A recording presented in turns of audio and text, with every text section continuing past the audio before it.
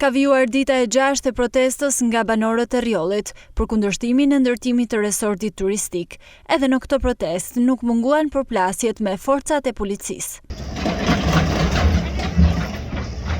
Banorët thonë se protestat nuk do të ndalen, por do të përshkallëzohen. Sot po mlidhet populli, peshin i vet, popull nuk qa kena mbet, i tu jena.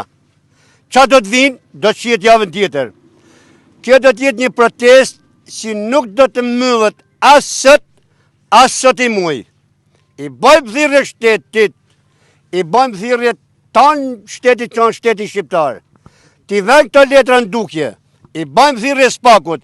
Jena kanë para dhe Spakut, një vjet po bëjmë në mars, si në ka qua para 10 dish në ka qua në Shkodër. Na jena të tanën do të blokojmë deri në Shkodrës, te prokuroria. Është një moment që nëse ka kush gjak shqiptarit që e din vetin sa shqiptar dhe nëse ka nëj burr që i thot vetit jam burr, vjeni tu me na dalë zot.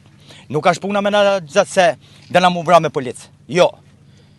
Me na dalë zot për me mbrojt pronën dhe tokën tonë. Sot na ka në Rjollit të dera. Nesër i vjen tjetrit. Mos ta harrojnë. Kujtojnë se vetëm Rjolli. Jo, nesër do të ketë rradhën tjetri. Nuk do të ndalojmë protestën. Jena sot 2 herë më shumë se dje ose par dje. Mas 2-3 ditë do vinë edhe tjerë do bëna shumë më shumë.